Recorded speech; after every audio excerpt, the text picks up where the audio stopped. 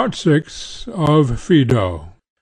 When I was young, Cebes, I had a prodigious desire to know that department of philosophy which is called the investigation of nature, to know the causes of things, and why a thing is, and is created or destroyed, appeared to me to be a lofty profession, and I was always agitating myself with the consideration of questions such as these.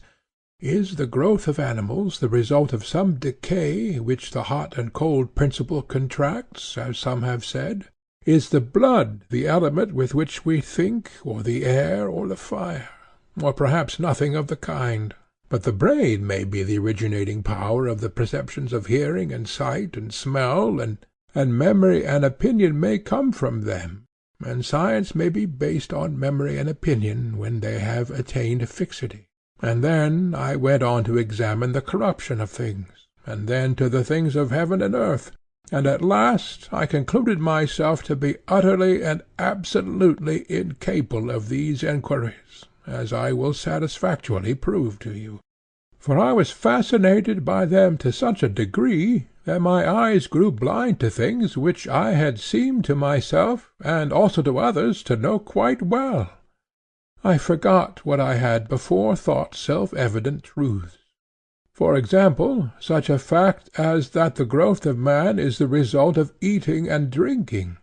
For when, by the digestion of food, flesh is added to flesh, and bone to bone, and whenever there is an aggregation of congenial elements, the lesser bulk becomes larger, and the small man great. Was not that a reasonable notion? Yes, said Cebes, I think so. Well, but let me tell you something more.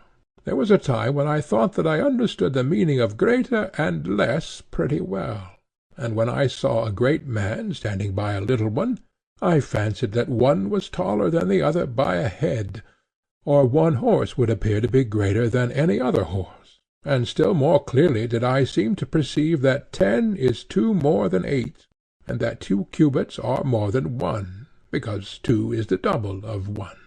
And what is now your notion of such matters? Said Cebes. I should be far enough from imagining, he replied, that I knew the cause of any of them. By heaven I should. For I cannot satisfy myself that, when 1 is added to 1, the one to which the addition is made becomes 2, or that the 2 units added together make 2 by reason of the addition. I cannot understand how, when separated from the other, each of them was 1 and not 2, and now, when they are brought together, the mere juxtaposition or meeting of them should be the cause of their becoming 2. Neither can I understand how the division of 1 is the way to make 2, for then a different cause would produce the same effect. As in the former instance, the addition and juxtaposition of 1 to 1 was the cause of 2, in this the separation and subtraction of one from the other would be the cause.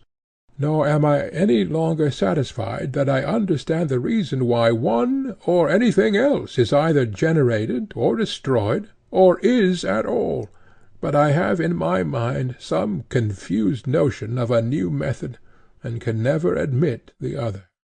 Then I heard some one reading, as he said from a book of Anaxagoras, that mind was the disposer and cause of all, and I was delighted at this notion, which appeared quite admirable, and I said to myself, if mind is the disposer, mind will dispose all for the best, and put each particular in the best place.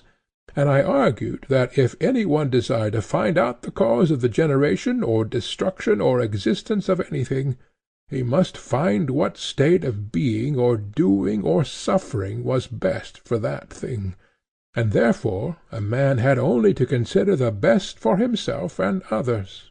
Then he would also know the worse, since the same science comprehended both.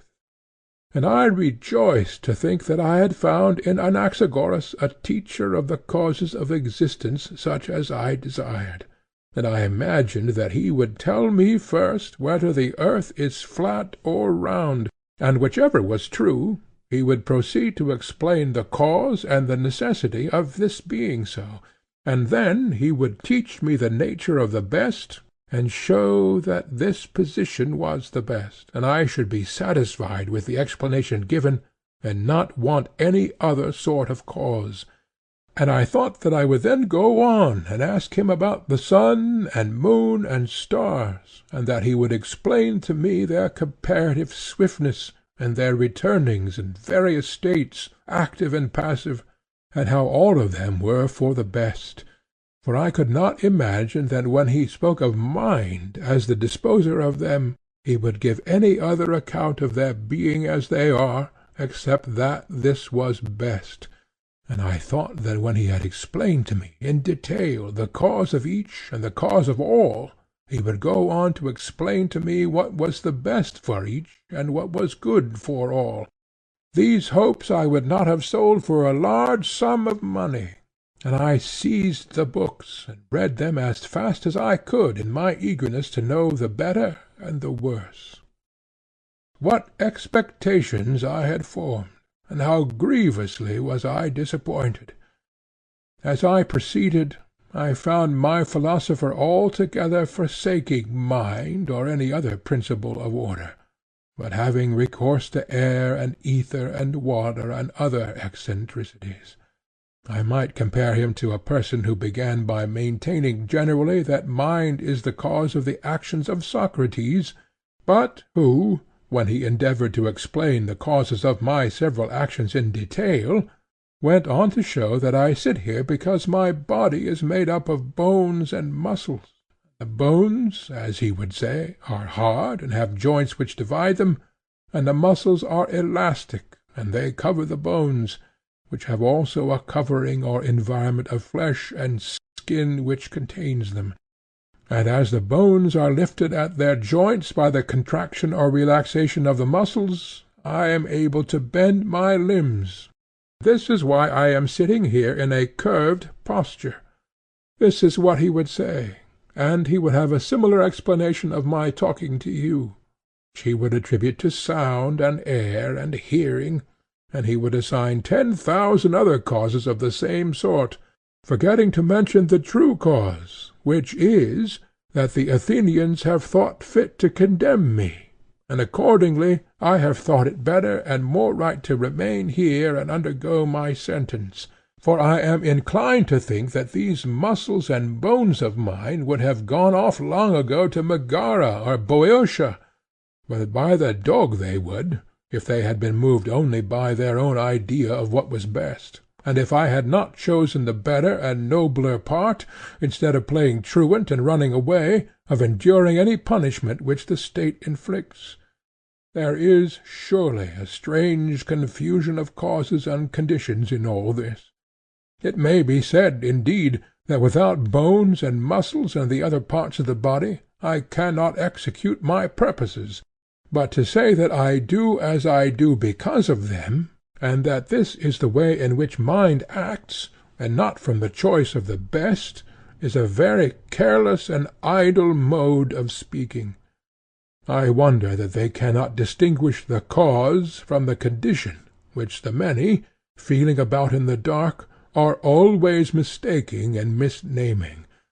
And thus one man makes a vortex all round and steadies the earth by the heaven, another gives the air as a support to the earth, which is a sort of bread-trough.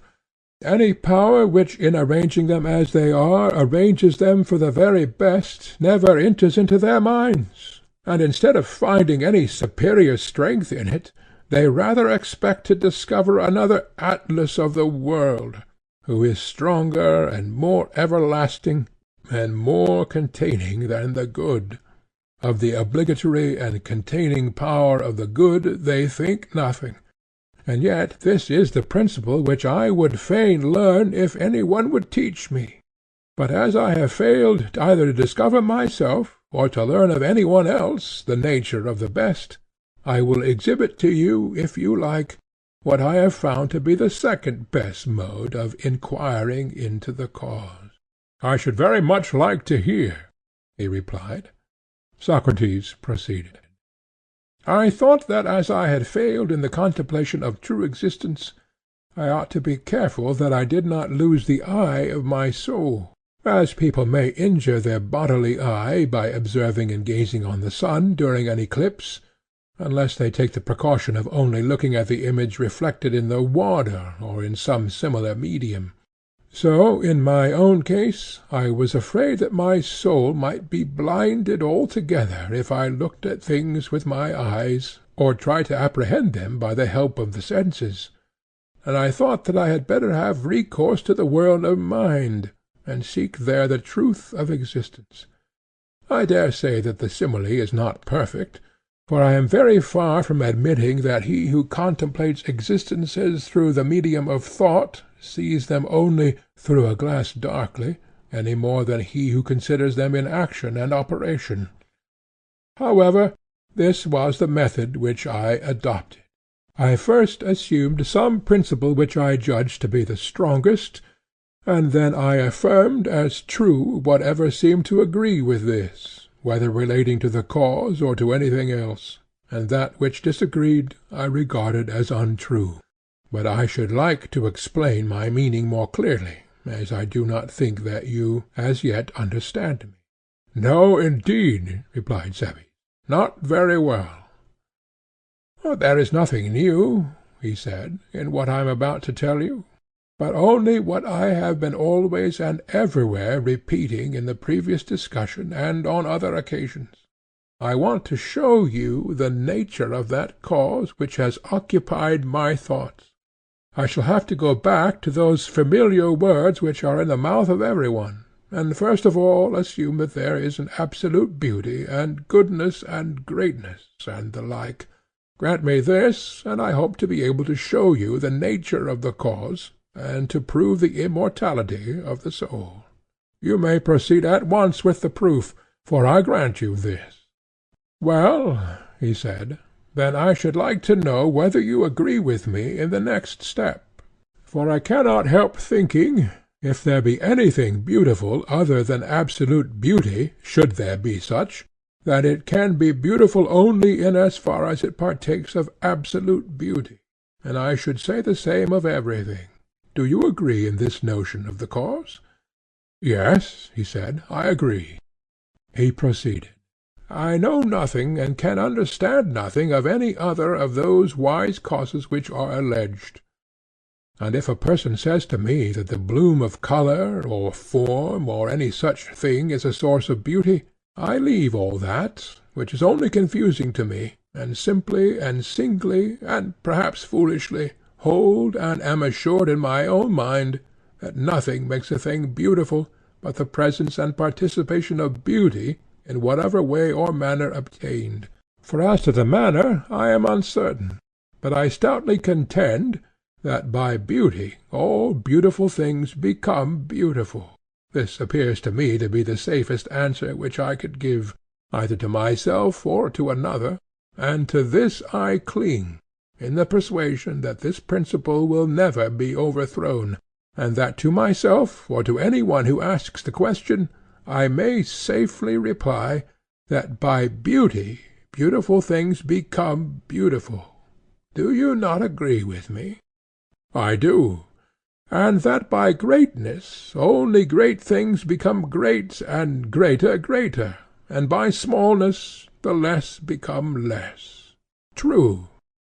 Then, if a person were to remark that A is taller by a head than B, and B less by a head than A, you would refuse to admit his statement, and would stoutly contend that what you mean is only that the greater is greater by, and by reason of greatness, and the less is less only by, and by reason of smallness. And thus you would avoid the danger of saying that the greater is greater, and the less less by the measure of the head, which is the same in both, and would also avoid the monstrous absurdity of supposing that the greater man is greater by reason of the head, which is small. You would be afraid to draw such an inference, would you not? Indeed I should, said Cebes, laughing. In like manner, you would be afraid to say that 10 exceeded 8 by and by reason of 2. but would say by and by reason of number. Or you would say that 2 cubits exceeded 1 cubit not by a half, but by a magnitude, for there is the same liability to error in all these cases. Very true, he said. Again, would you not be cautious of affirming that the addition of 1 to 1, or the division of 1, is the cause of 2? And you would loudly asseverate that you know of no way in which anything comes into existence except by participation in its own proper essence, and consequently, as far as you know, the only cause of 2 is the participation in duality. This is the way to make 2, and the participation in 1 is the way to make 1. You would say, I will let alone puzzles of division and addition. Wiser heads than mine may answer them. Inexperienced as I am, and ready to start, as the proverb says, at my own shadow, I cannot afford to give up the sure ground of a principle, and if any one assails you there, you would not mind him or answer him, until you have seen whether the consequences which follow agree with one another or not, and when you are further required to give an explanation of this principle, you would go on to assume a higher principle, and a higher, until you found a resting place in the best of the higher. But you would not confuse the principle and the consequences in your reasoning, like the Eristics, at least if you wanted to discover real existence. Not that this confusion signifies to them, who never care or think about the matter at all, for they have the wit to be well pleased with themselves, however great may be the turmoil of their ideas. But you, if you are a philosopher, will certainly do as I say. What you say is most true, said Simmias and Cebes, both speaking at once. Yes, Phaedo, and I do not wonder at their assenting. Any one who has the least sense will acknowledge the wonderful clearness of Socrates' reasoning. Certainly, Echecrates, and such was the feeling of the whole company at the time. Yes, and equally of ourselves, who were not of the company, and are now listening to your recital. But what followed?